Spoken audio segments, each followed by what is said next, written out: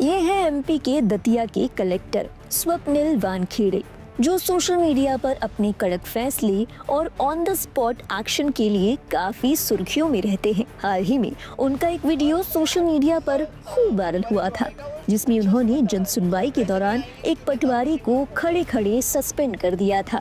Immediate suspend करा विषय। मैंने जब बोला है तो मेरा आदेश का पालन होना चाहिए। कहा था कि नेता के हिसाब से नहीं, जनता के हिसाब से काम करो।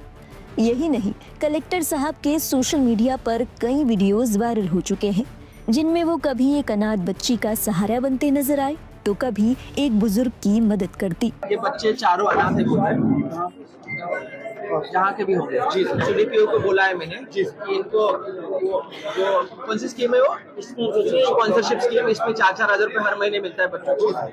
TL मैंने DPO के TL में लगाया है, मंडे तक हो जाए कार्रवाई। साहब मैं ही हूँ, लगता नहीं क्या? आधार कार्ड है आपके पास? लाओ, अभी कराते आपका, रुको। जहां एक और कलेक्टर साहब की तारीफ करने वालों की गिनती नहीं है, वहीं कुछ ऐसे भी लोग हैं जिनका कहना है कि अपने आप को हीरो दिखाने के लिए कलेक्टर साहब खुद ही अपने वीडियो शेयर किया करते हैं।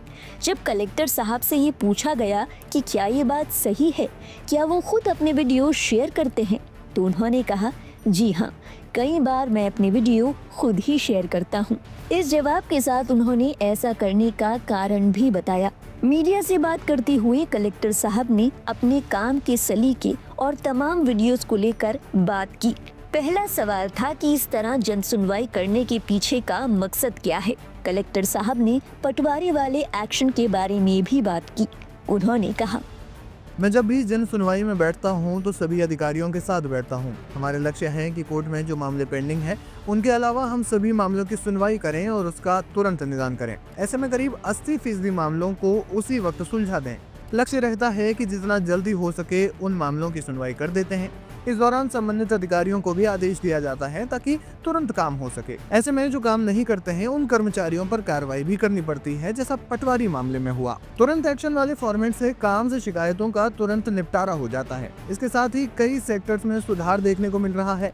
हमने हेल्थ सेक्टर में काफी काम किया है, जिसकी वजह से दतिया में मातृ शिशु मृत्यु दर में काफी गिरावट आई है। ये पहले भारत के औसत से भी काफी ज्यादा थी और अब इस पर कंट्रोल हो रहा है। हमने ग्रामीण अस्पतालों में ई-अटेंडेंस के प्रोसेस को लागू किया है, जिससे मेडिकल कर्मचारी फील्ड में जा रहे हैं। नतीजा ये है कि अब जिले के प्रमुख अस्पतालों तक लोग कम आ रहे हैं और गांवों में ही उनका इलाज हो रहा है। कलेक्टर साहब ने आगे बताया, इसके साथ ही छोटे स्वास्थ्य केंद्रों पर भी डिलीवरी की सुविधा की जा रही है, जिससे आसपास के हॉस्पिटल में डिलीवरी की सुविधा मिल रही है। हमारा लक्ष्य शिक्षा और हेल्थ को बेहतर बनाना है, जिस पर काम कर रहे हैं और लगातार रिजल्ट भी मिल रहे हैं। जो कंट्रोल रूम से शिकायतें आती हैं उन्हें भी तुरंत निपटाया जा रहा है। इस वजह से कुछ महीनों से दतिया शिकायतों के निपटारे में पहले स्थान पर है। इसके बाद जब उनसे सोशल मीडिया पर वीडियो शेयर करने को लेकर सवाल किया गया तो उन्होंने कहा कि ऐसा करने से बड़ा फायदा होता है। उन्होंने कहा कि जब वीडियो शेयर होते हैं तो दूर तक लोगों को मैसेज जाता है कि अब काम तो करना ही पड़ेगा। इस तरह से अधिकारी भी अपना काम अच्छे से करते हैं और लोगों के मन में भी प्रशासन के प्रति विश्वास पैदा होता है। कलेक्टर साहब ने कहा, कई बार मैं मेले आदि में जानकर वीडियो शेयर करवाता हूं ताकि लोगों को लगता है कि साहब वही है तो कोई दिक्कत नहीं होगी, और दूसरे अधिकारियों को भी लगता है कि मैं यहाँ हूँ तो कोई लापरवाही नहीं होनी चाहिए। गौरतलब है, जब भी कलेक्टर साहब का वीडियो वायरल होता है तो कमेंट सेक्शन में लोग एक सवाल जरूर पूछते हैं कि क्या आपको खुद पर एक्शन से डर नहीं लगता। लोग उनसे पूछते हैं, इतने ईमानदार और फ्रंट फुट पर खेलने वाले कलेक्टर का ट्रांसफर होना कोई बड़ी बात नहीं है। इस सवाल के जवाब पर कलेक्टर साहब कहते हैं कि कई बार उन्हें डर भी लगता है, लेकिन ये डर इस बात का नहीं है कि उनका ट्रांसफर हो जाएगा।